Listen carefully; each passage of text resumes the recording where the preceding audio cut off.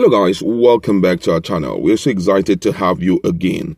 Some few days ago, the Oyo State Governor Seyi Makinde had raised alarm over the massive infiltration of the country's southwest geopolitical zone by bandits from neighboring countries through Ogun area of the state. And he did promise that the state government will be doing something drastic to see how this can be curtailed. And the only avenue that we know can help in shutting down such is the Amotekun and somehow Nigerian police and all of that. But I know it because based on the statement, he was pointing at Amotekun, which is the regional security network. And right now, Amotekun had decided to take a very drastic step to help the people of Oyo State. And I believe also that this step taken by them should also be employed by the Eastern Security Network, which has already gone extra mile in helping the people of the Southeast. But first, let's just look at what Amotekun have decided to do to see how they can help the Oyo State people in ensuring that these banditry activities are being curtailed via their help. All right, and according to the news, Oyo State Security Network Agency, codenamed Amotekun Corps, at the weekend released telephone contacts of heads of the security agency in all the 33 local government area in the state. It was gathered that the contact number were released in view of the increasing rate of criminal activities such as armed robbery, kidnapping, and other organized crime in the state. It was recalled that no fewer than 3 persons have been kidnapped in the state in the last 3 weeks. And it was also gathered that among the 3 persons kidnapped in the last 3 weeks are a woman kidnapped at a quarry site in Moiwa, a farmer kidnapped along Old Ibadan Oyo Road, and Mrs. Jimoke Oludele Babalola, an elder sister to Mr. Sunkami Babalola, member representing Igbeda State Constituency in Oyo State House of Assembly. It has authoritatively been gathered that out of the 3 persons kidnapped in the last 3 weeks, only one of them, which is Mrs. Jimoke Oludele Babalola, has been released.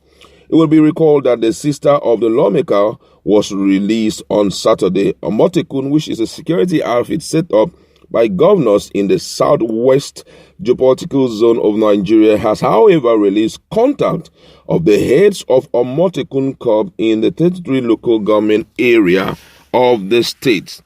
We also learned that the contact number were released in order to allow residents call the numbers in case of any security breach in any part of the state. The contact number of the head of Amotekun Corps in the 33 local government area was was shown today, and the contact release as obtained by Daily Post found as shown below. I'm going to cut it, so that you see it for yourself, so that especially for those who are in the southeastern part of Nigeria, or your state precisely, they can also, see it and make use of it in event of any trouble in any of the in any of the local government area in Oyo State. You can even help out some persons who are living there. One of the things I notice in the South is they get information swiftly, about happenings like that. So if, for example, you hear that possibly there is a hit or there is a bandit activity in any of the local government, what you just need to do is to get this number, put a phone call to, Amotekun people, Amotekun head in that local government so that they can see how they can fight these people. It's really numerous. I won't be able to read it out, but as you are just going through the video, you will be seeing it well displayed, local government, and it's arranged alphabetically. I believe that this step taken by Oyo State is also, it's really advisable for other states to adopt it And also for ESN, I know it's for now, some people may be saying it's really risky for that to happen because already the Eastern Security Network have all started working assiduously and they have been helping out in most of the states in the southeast. For example, we've heard of what they did in Ebonyi State, sending packing the Fulani herders who had refused to stay in the town or among the villagers, but have decided to get a place inside the forest to stay there. And Eastern Security Network have done a great job there because for them, they believe that if you want to stay in our hometown, if you feel like doing anything as a Nigerian, you should do it amidst our people. We want to ensure we know every step of the way taken by strangers who are staying among us. It's permitted for Fulani headsmen to stay in any part of Nigeria, but they should not seclude themselves and create an environment for themselves in people's ancestral land. That cannot be permitted. And ever since the advent of Eastern Security Network, I think that there had been so much calm, in when it comes to banditry or raping of women, terrorism, any act of terrorism. They have gone extra mile, to combat all of that. And it's really interesting. But looking at the number, the willingness of this bandit to continue hitting on people, often, I feel that the numbers of the key leaders should be displaced. But most people will say it's not a doable thing in this Eastern Security Network because the state government have refused to accept their presence as expected. But however, I feel that other states that already have a security network which is accepted by the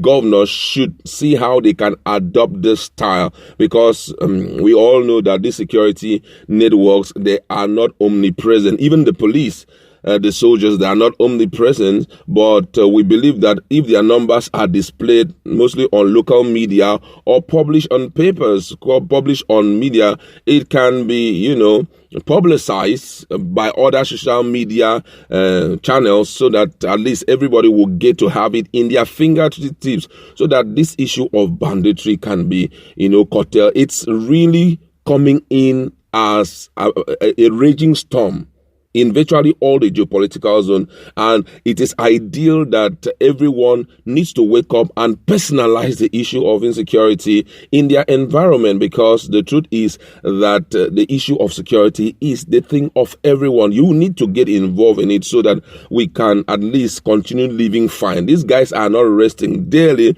They are coming in from different angles. Imagine what the Southeast, that's what your state governor had to tell Nigerians, that these guys are coming in from one of his a particular area in his states, and they are passing through that area to invade the environment and cause mayhem. According to him, he said that they are coming in from Okeogun area of the state, and that's why you are seeing them taking drastic steps. 3 weeks, 3 persons kidnapped.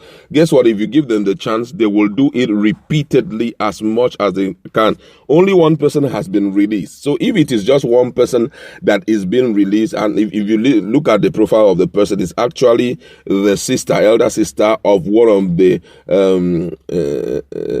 federal lawmakers, So the other 2 persons who are just nobody, possibly their own persons, have not been able to raise their money meant for ransom for them. So they are still keeping them. We do not know what is happening to them. But I feel that it's better to wake up early, especially at a time like this in the year, to see how we can stop these guys from doing what they are doing. Please do well to copy these numbers and send it to appropriate quarters for people who are living in this environment who may not be privileged to it. Just send it across to them so that in event of anything happening, that they can do well to call out for help. That's where we like to leave it. Go to our comment section. Let's interact. Do you think that this step should be adopted by other security agencies or security network in other parts of the country? Let's interact in a